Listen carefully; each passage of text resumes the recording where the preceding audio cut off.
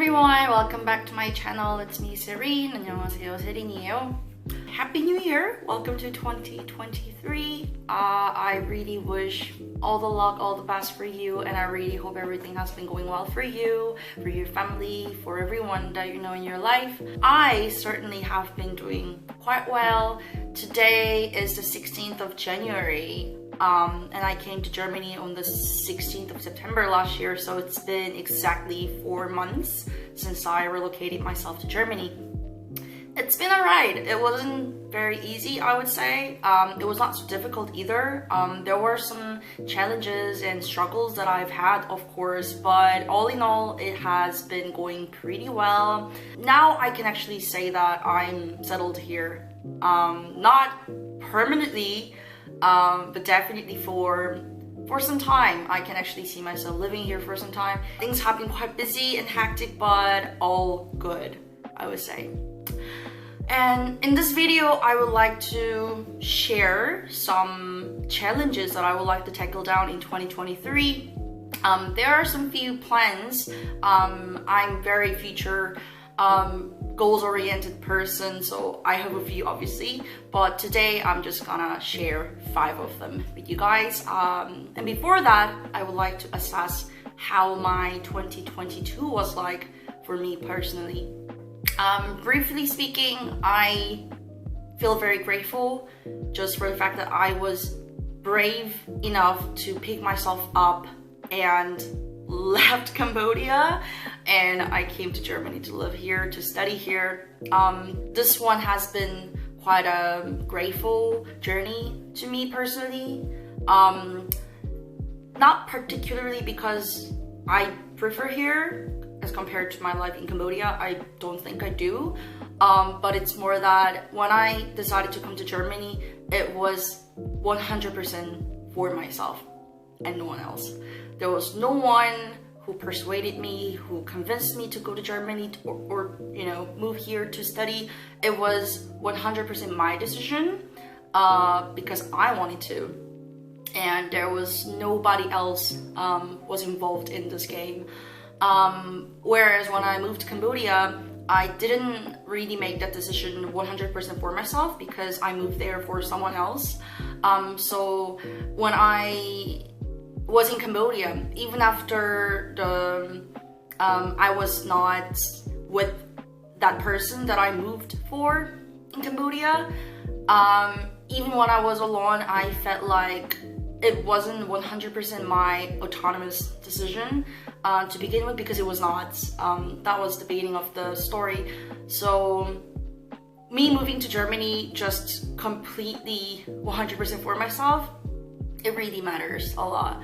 And I feel genuinely happy and grateful for that. Now that I am starting a new year in 2023, I would like to share some of the things and some of the plans that I have for this year.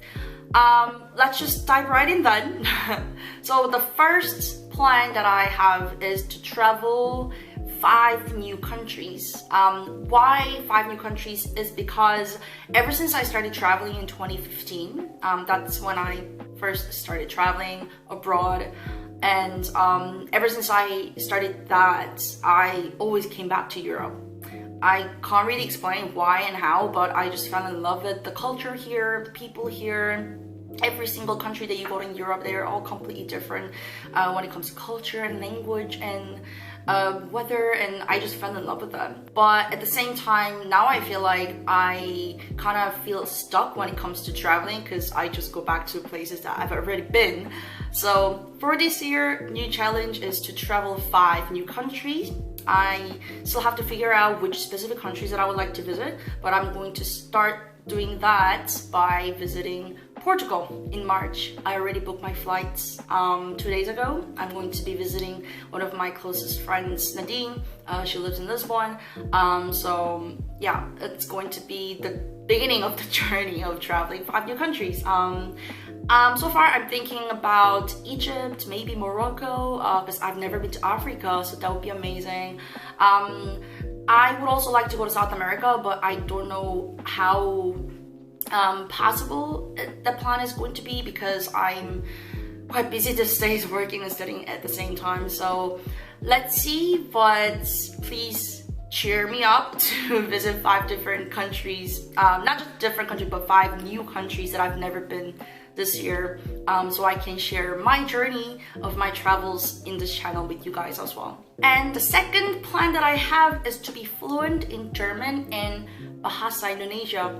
Of course, I'm learning German because I live in Germany, and I just know for a fact that that's going to be something helpful for me in the long term. So I learn German every day. I try to practice German with my friends and try to learn new vocabulary, especially verbs every day. And also I'm learning Bahasa Indonesia. It's one of the language courses that I can take at school. I could have gone, I don't know, for Chinese course or Japanese course, but ever since I lived in Cambodia, I got obviously more interested in Southeast Asia. And so if I can actually get a chance to go to Indonesia to work there, or just to visit, or just to travel, I think learning Bahasa is obviously going to be a great asset in terms of that. So I'm doing that. I haven't made like a specific plan on how to make myself fluent in these 2 languages. I'm working on it right now. I will definitely share my language learning journey in this channel as well with you. But so far it's going pretty well. I can see some progresses. Of course, these languages are not very easy. German isn't very easy, but it's an interesting language. From my perspective, who speaks Korean, English, and also has learned French and Spanish, German is definitely an interesting language to learn. Bahasa as well. Bahasa itself, it has a lot of loan words from a lot of different European languages. So learning Bahasa is actually really fun because I could see a lot of different connections and linkages between Bahasa and all other languages that I've learned before. So it's been fun, but let's see how fluent I can become at the end of this year. And the third one is internship. I kind of figured that internship is quite of a mandatory for a lot of students, which is actually not the same situation in Korea. Korean students obviously, when they are about to graduate university, they do a lot of internships as well, but for a lot of them, it's not a mandatory requirement for them to graduate school. So when I came to Germany, not even just before coming to Germany, I saw a lot of European friends of mine doing internship for mandatory requirements to graduate their schools. And for me, it's kind of the same. It's the mandatory requirements that I actually have to satisfy to finish my master's. And it has to be this year. So I basically can start my internship from the 3rd semester, but as long as I can, get a job earlier, I can also start it earlier as well. As long as I can get an internship, or it could be also a job in an institute, or it could be a company, or it could be just Asia related, East Asia specifically related organizations that are based in Germany, I would like to give it a go. It might be fun as well for me to go to either Indonesia or other Asian countries to do an internship and then come back to Germany to finish my master's. I don't know how visible each plan is going to be, but my priority right now is to find an internship in Germany and work here. If that is not something very realistic or possible, I'm also thinking to go back to Seoul, find an internship and do the internship and come back to Germany. Because one thing that is so great about going back to Seoul for an internship is that I will most likely to stay with my parents. That means I don't have to pay for the rent. So I haven't decided anything yet. I will definitely keep you updated on that part. But that's the third plan that I'm having so far. Finding an internship, most likely in Germany, but if that's not the case, maybe other Asian countries too. We'll see. And the fourth plan that I have, it's more of a business idea. I myself am not a business person. I've never really had my own personal business. As you all know, if you're my subscriber of my channel, you definitely know that I am a huge nerd when it comes to learning languages. And to me, even for someone like me, it's already hard enough job to learn a new language. The culture of each language is obviously very different, and the grammar structure, new vocabularies, it can be really daunting and very exhausting. Even to me, I like it though.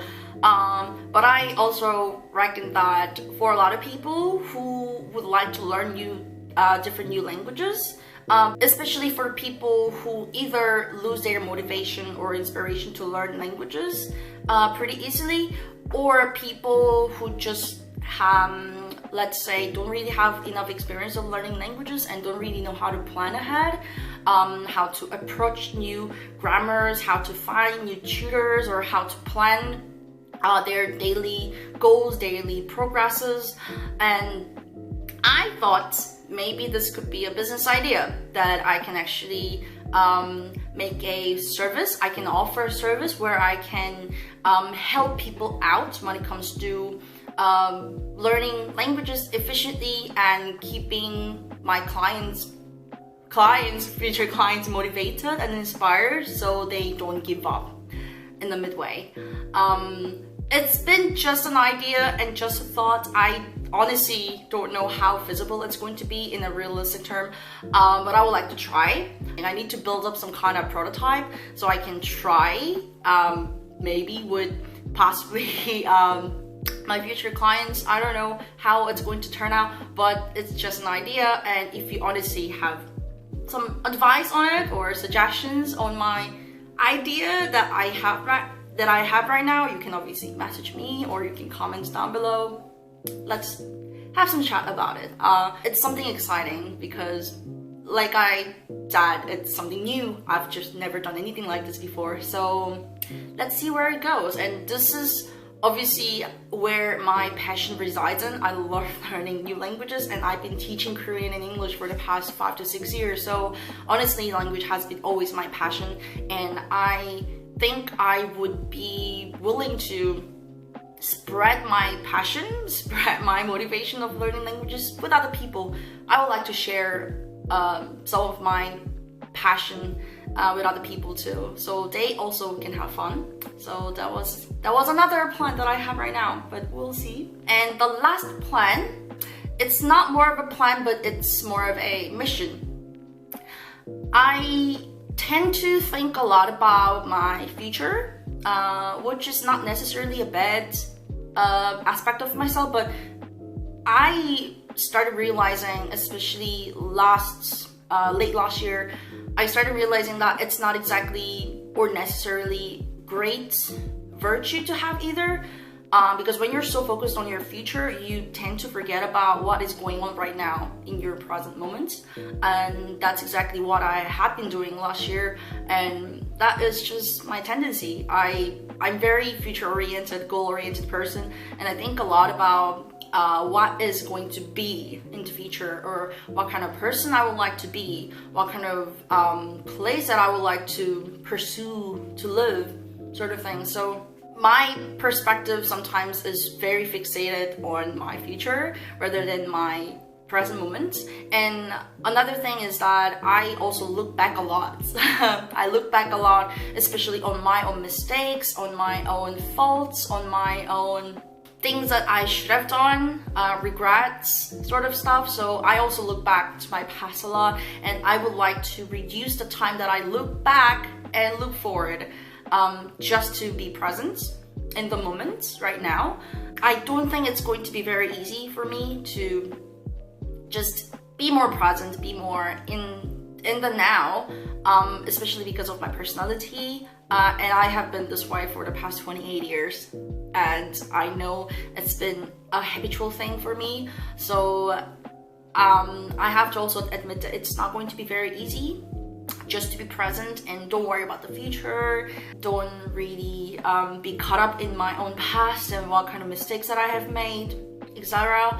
But like I said, this is definitely not kind of a plan, but it's more of a mission to me, because I know this is going to be doing good in the long term in my life, because my tendency to be fixated on either my past or my future, sometimes it helps to reflect on what I have done and how I can do better and how I can be a better person. Obviously it helps, but there are some points where I do that excessively and obsessively, and I would like to change that pattern of myself and be more present, be more in the moment, be in the now, so I also know what is going on in myself right now and just be aware of it.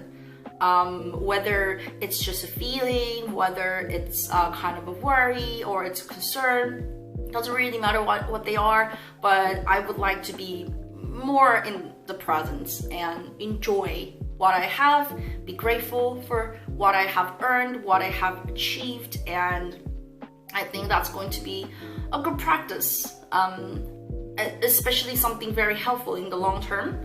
So yeah, that was the 5th one. Thank you so much for listening to my 5 plans of 2023. There are actually a lot more, but I just wanted to tell you the essence of my future plans. I actually have to go to school pretty soon to study with my friend, but I gotta go. But I really wish you every luck and all the best. I hope you're healthy and well and everything in your life that you're doing or you're planning to do all go well.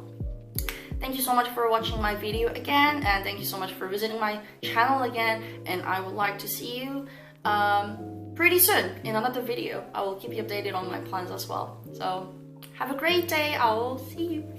Bye.